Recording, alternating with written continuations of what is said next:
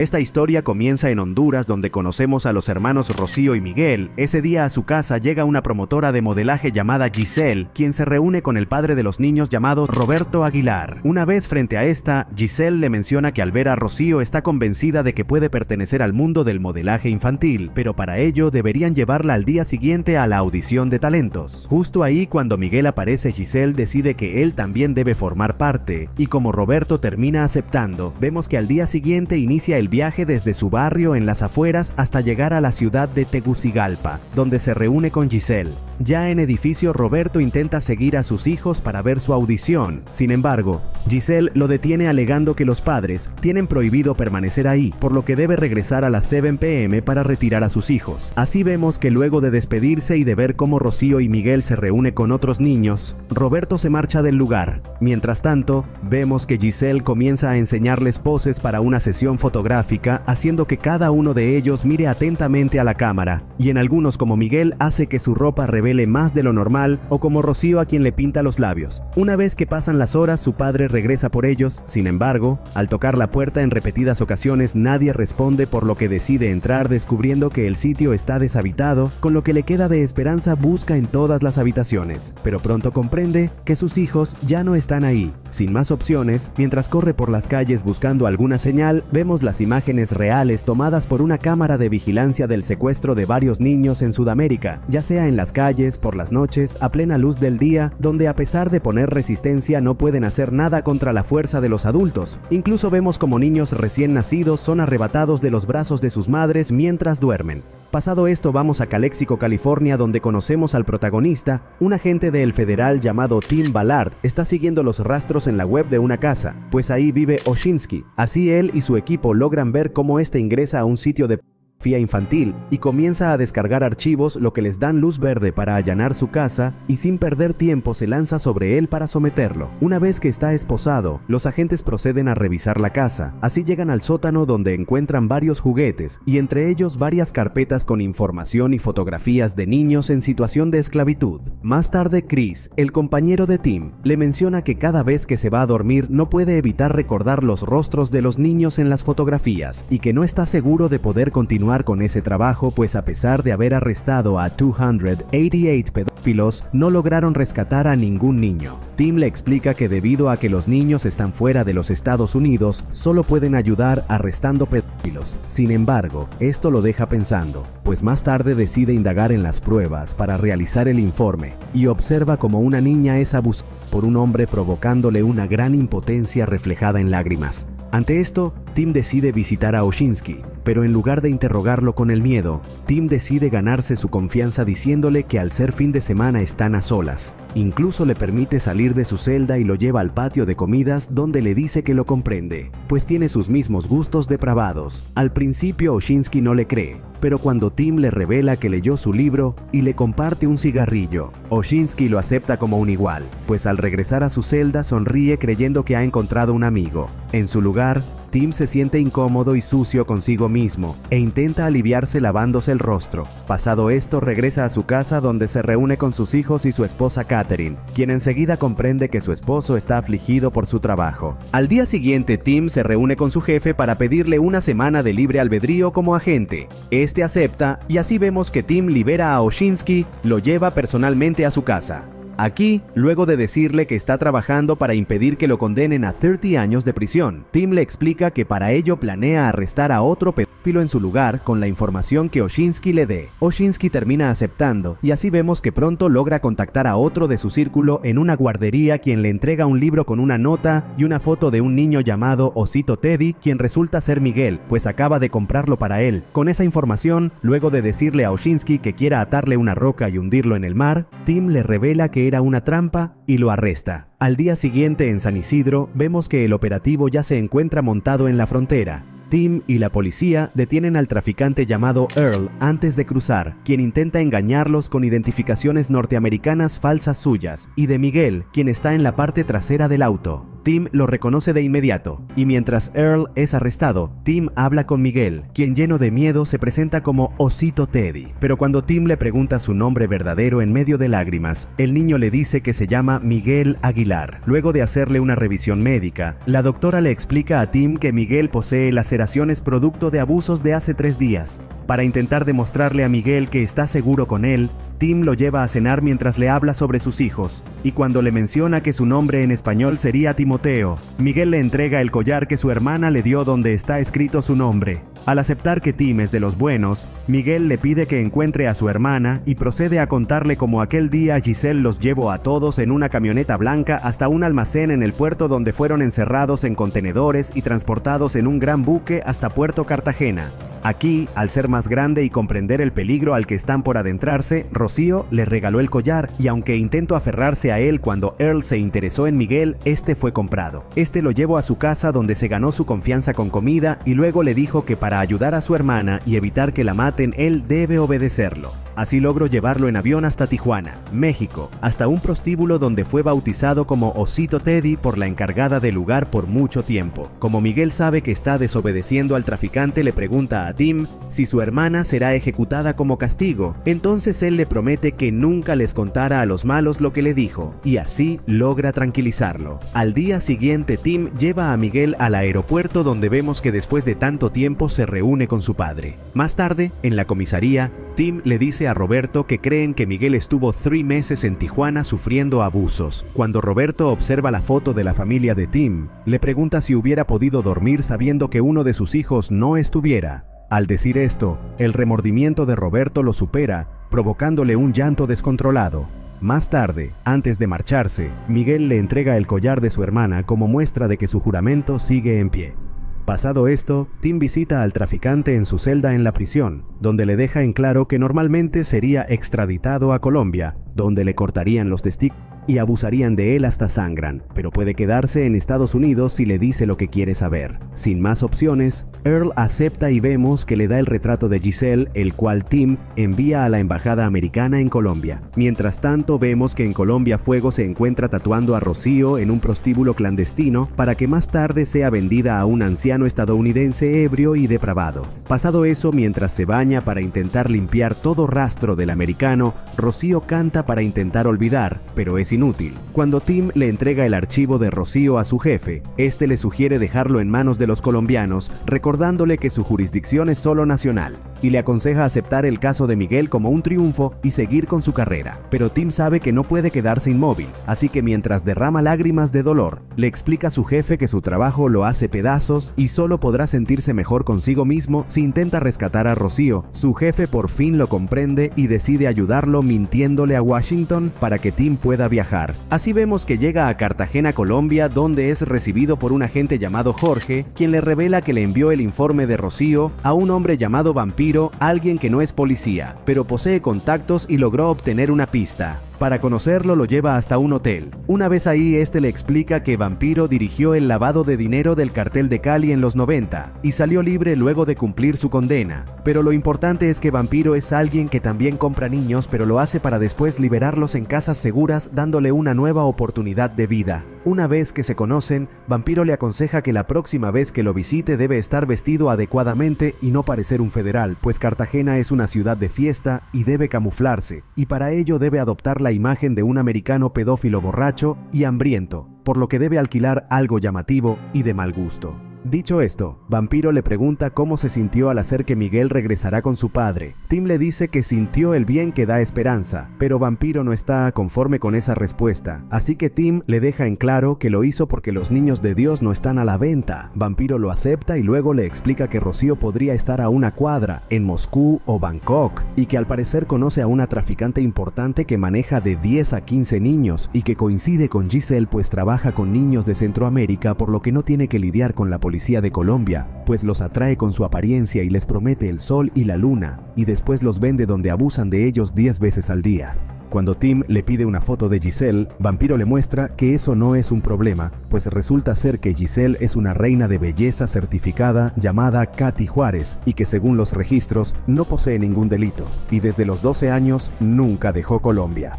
Tim le pide que le arregle una cita, pues planea ser ese americano pedófilo que busca. Pero Vampiro le deja en claro que Katy solo negocia con traficantes callejeros, gente que conoce y sus amigos. Sin más opciones, Tim debe esperar y mientras lo hace continúa investigando por su cuenta acerca de un americano que manejaba una red de trata de niños en Bangkok. Con esta información, mientras vemos que ya está adoptando la apariencia de un turista, vuelve a llamar a Vampiro para contarle acerca del club en Bangkok, el cual contaba con cientos de niños para ricos pedófilos de todo el mundo, pues planea replicarlo construyendo un hotel sexual para ricos en Colombia como anzuelo para encontrar a los niños de Katy. Para financiarlo vemos que Tim contacta con Pablo Delgado, un billonario a quien le gusta jugar al policía, pues ya trabajaron con él en el pasado. Para encontrar el lugar perfecto, Vampiro se reúne con un traficante llamado El Calacas, a quien lleva a la mansión recién comprada por Washington. Aquí le cuenta acerca del club sexual de menores que ciertos americanos planean construir. Cuando llega Tim, Vampiros los presenta diciéndole que El Calacas trabajaba para Pablo Escobar llevándole prostitutas y que le vendió una niña de 9 años el año pasado.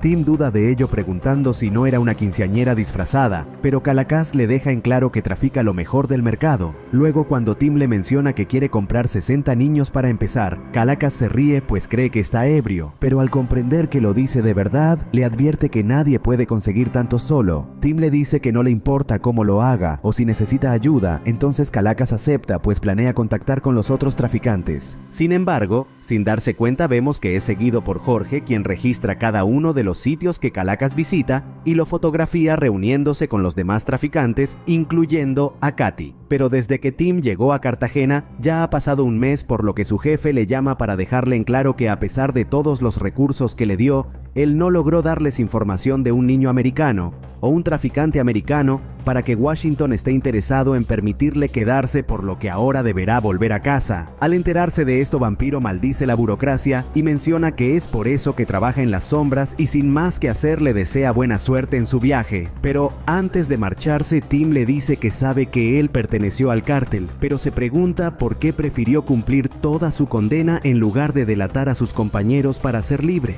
Y desea saber por qué luego de salir de prisión trabaja liberando niños. Vampiro le cuenta que, si bien poseía un departamento en la playa esperándolo al ser libre, y que a pesar de estar en prisión continuaba trabajando en el cartel, cuando fue libre las drogas y las prostitutas ya no lo hacían feliz. Una noche una prostituta joven de 25 años más o menos llamó su atención y la llevó a su casa, pero luego de consumar el acto, Vampiro vio sus pequeños pies y notó que sus uñas estaban pintadas con el dibujo de un gato infantil y comprendió que no tenía 25. En ese momento la vio a los ojos y sintió que pudo ver su alma, y todo lo que vio fue tristeza. La chica comenzó a hablar revelando que en realidad tenía 14 años y llevaba en el mercado sexual desde los 6 años. Luego de darle una sonrisa, la chica se fue. En ese momento Vampiro sintió como era golpeado por un tsunami de oscuridad y supo que él era el causante de la tristeza y la oscuridad en los ojos de la chica. Entonces decidió que esa oscuridad debía morir, por lo que intentó suicidarse, pero la bala no salió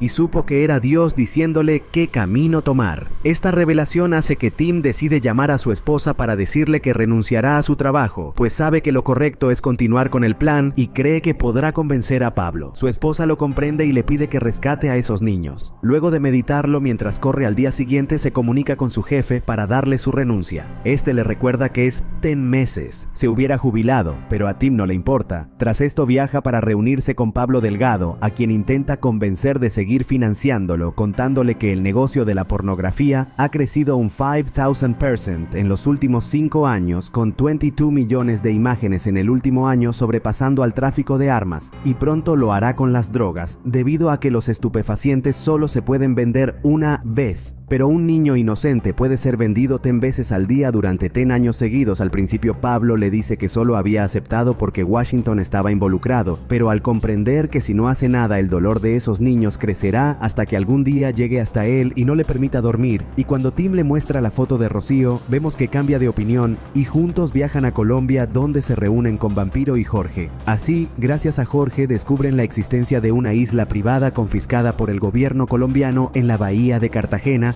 donde vemos que Pablo pone el dinero para comprarla y construir el club. Al mostrarle los documentos de compra al Calacas, este queda impresionado y logra que los demás traficantes acepten entrar al negocio. Para evitar sospechas, el equipo entrena a Pablo para que sus movimientos sean acordes a la situación. De esta forma, Katy Juárez, Fuego y Adolfo y Calacas se reúnen con Tim, Pablo y el vampiro en un departamento en Bogotá, donde estos le piden a Katy los 50 niños para la fiesta de inauguración de su isla, donde podría haber 12 posibles clientes. En ese momento, Katy decide probar a Pablo preguntándole qué le gusta. Este duda un poco, pero responde diciendo que depende del momento. Enseguida Tim me recuerda a Katy que si trae a esos niños ganará $100,000, lo que la convence por completo. Más tarde, su antiguo jefe le cuenta a Tim que posee el apoyo de la embajada en Colombia táctica y jurídicamente. Así vemos que al día siguiente Jorge lleva a sus soldados para instalar cámaras y micrófonos en la isla. Pasado esto, los traficantes llegan a la isla, pero Tim observa que trajeron menos de 30 niños, pues dicen que los demás llegarán después. Al lugar también llega un hombre llamado Osorio Rodríguez, alias Carne, quien resulta ser su abogado. Mientras estos inician la fiesta, vemos que Jorge y sus agentes esperan la orden para entrar en acción desde el mar, pero como faltan 30 niños, Tim le ordena esperar y llegado el momento llevarse a Carne sin esposas. En ese momento Tim observa que Carne se está llevando a un niño, así que decide intervenir diciéndole que ese niño le pertenece. Carne le advierte que interponerse con lo que llama su comida es peligroso, pues hace que su guardaespaldas le apunte con un arma. Vampiro debe intervenir y por consejo suyo Tim le devuelve el niño al gordo para tranquilizarlo. Cuando llega la noche, Tim aprovecha que la mayoría duerme para buscar a Rocío entre los trabajadores, pero no la encuentra, así que decide acercarse a la casa de los guerrilleros, aprovechando que estos están celebrando para infiltrarse en la habitación de Alacrán,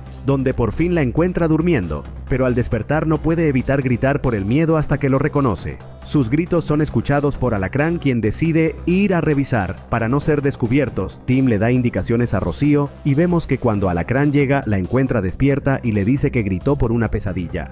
Ante esto, Alacrán decide llevarla a su cama mientras Tim permanece oculto, pero al ver que se prepara para abusar de ella, Tim sale de su escondite y sin levantar sospechas le ordena a Rocío cerrar los ojos, pues en ese momento Tim se lanza contra él, pero aunque ella lo intenta, le es imposible no ver por algunos segundos como Tim apuñala y estrangula hasta la muerte al Alacrán. Así, luego de esconder el cuerpo, Rocío y Tim comienzan a huir, pero la ausencia de su líder llama la atención de Bam Bam, quien pronto lo encuentra muerto. Tim logra llevarla al río donde roban una lancha y aunque segundos después es descubierto dando inicio a su persecución, vemos que llegan a tiempo a la playa donde son recibidos por Vampiro y Jorge, y gracias a que poseen un jeep, logra escapar a salvo de las balas de los guerrilleros hasta salir de sus terrenos.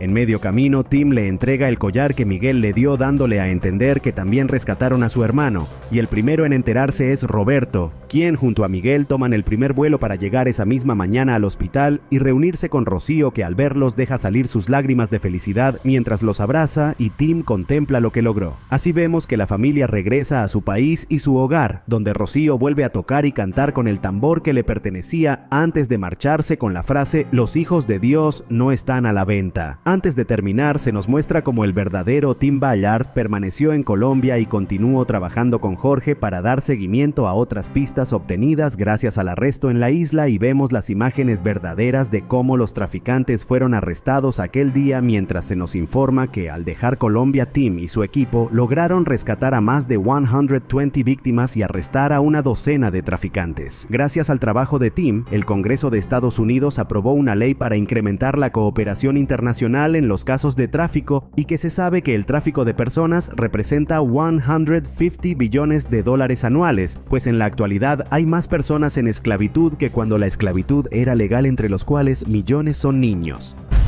¿Cuántos pedófilos has atrapado? 288. ¿Cuántos niños has encontrado?